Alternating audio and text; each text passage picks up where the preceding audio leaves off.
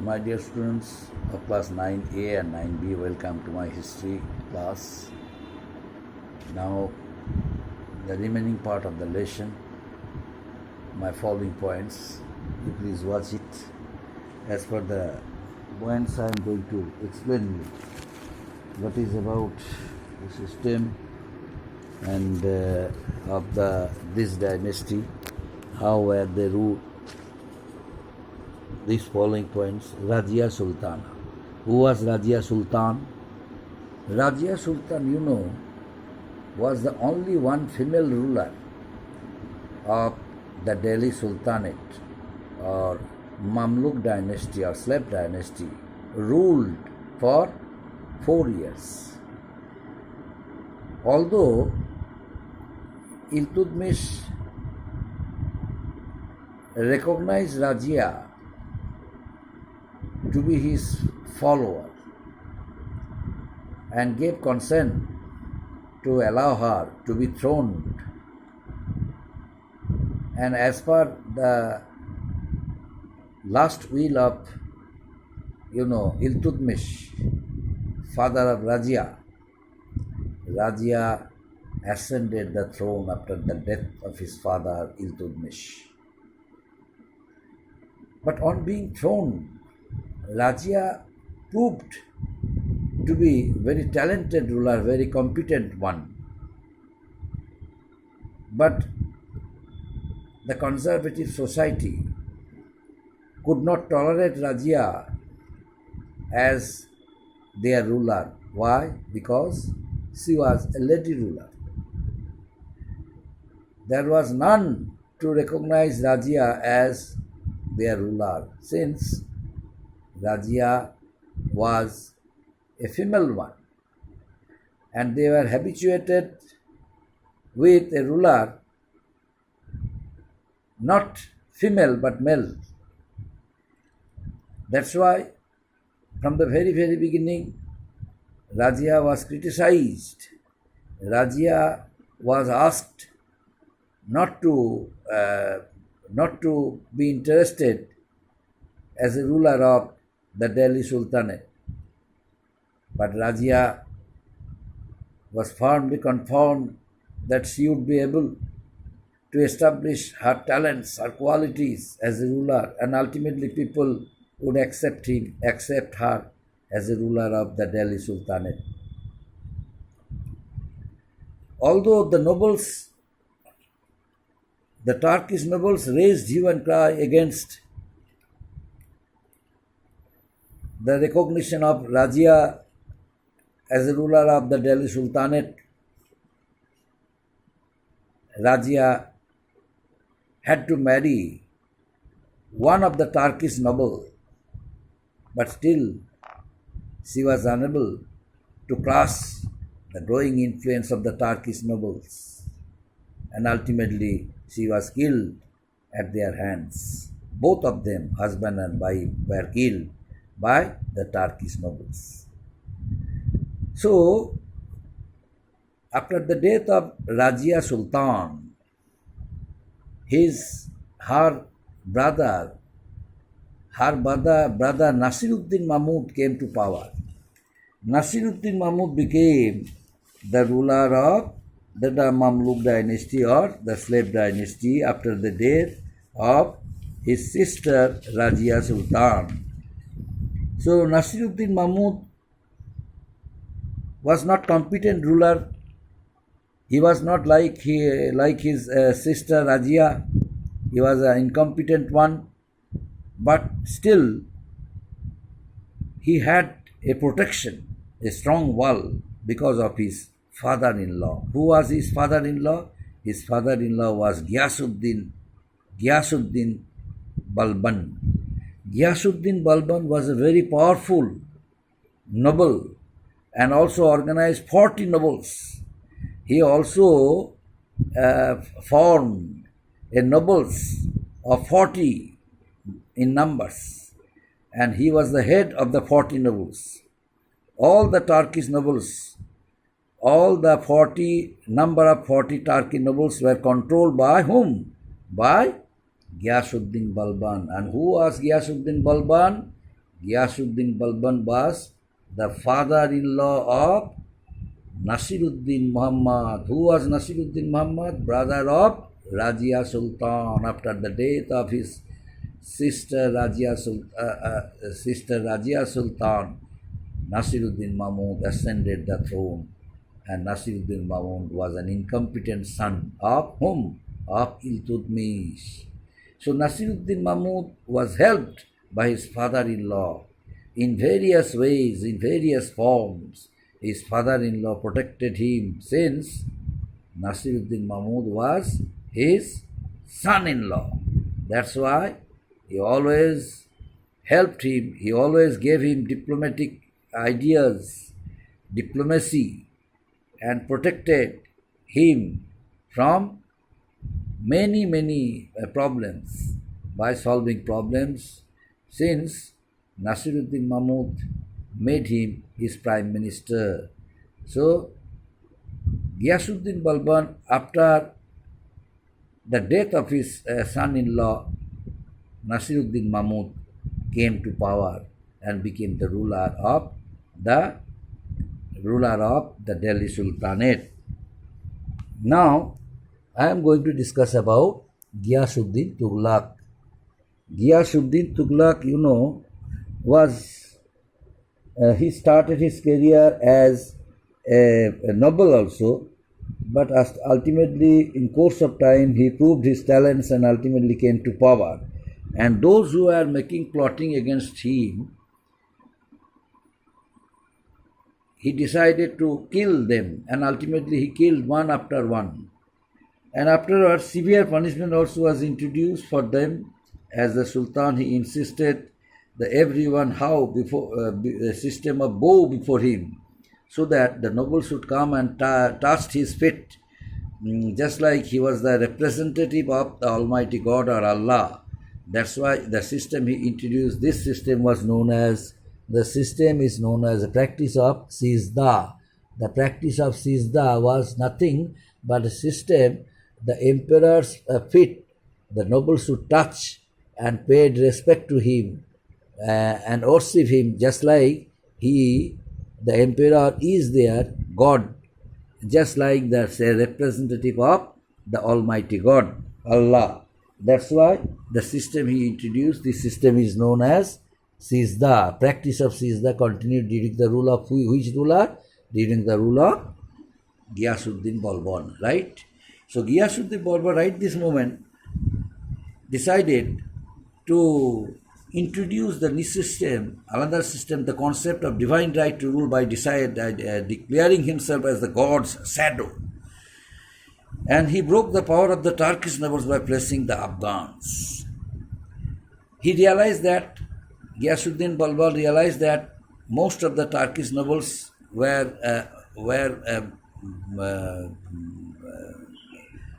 gaining power. They were becoming powerful. That's why he decided to appoint some nobles, some Afghan nobles instead of Turkish nobles. Why? Because key position, he wanted to establish a strong administration in the country. And the Afghans, were very sincere and alert. They were committed. Although they were arrogant, but they knew how to shoulder their responsibilities. That's why these kind of arrogant nobles were appointed instead of the Turkish nobles. By whom? By Ghiyasuddin Balban. So while Balban took strict measures to secure his position, he also did much improve lives of the people and the subjects. And punishment system also helped. He introduced a system of punishment. The system of punishment is known as blood and iron. Blood and iron policy. The blood and iron policy helped him to control the rebels and the nobles. And then his strict punishment, the system of introduction of strict punishment, blood and iron policy, law and order during his rule was strictly established throughout the country, and he tackled so many nobles by means of his blood and iron policy. And ultimately he managed to subjugate the unruly Mewatis and Doab region. But unfortunately, Ghiyasuddin Balban left no clear heir to the throne. But his sons and those who saw his sons, they all proved to be incompetent, like his son-in-law, Mahmud Shah, his son-in-law. That's why he decided to organize a group of people who would protect his son, just like 40 Chalisa or 40 nobles. Once upon a time he formed and he became its head. And ultimately he protected his son-in-law Nasiruddin Mahmud and as the head of the 40 Chalisa. He also, on the eve of his death, if he realized it that was the right time for him to strengthen 40 Chalisa or 40 nobles, but one of them, a number of,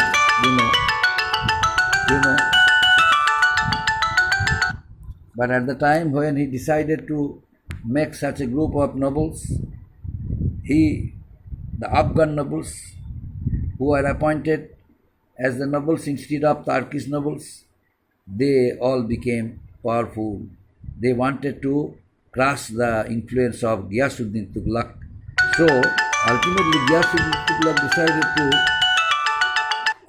Ghiyasuddin Tughlaq decided to organize a group of people who always would help him from being misguided. That's why, my dear students, one of the Afghan nobles, Jalaluddin Khilji, seized the power and brought the Turkish rule in India to an end. The Turkish rule, which was ended with Ghiyasuddin Balban, it was due to an effort done by one Afghan noble, Jalaluddin Khilji.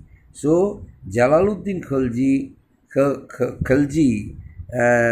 he came to power, seized power, and declared himself a new sultanate of the Delhi Sultanate, and introduced a new dynasty, the Khilji dynasty, and became the founder ruler of the Khilji dynasty. He was Jalaluddin Khilji. Jalaluddin Khilji's rule proved how much talented ruler he was. He gained power and reached backstabbing Turkish nobles.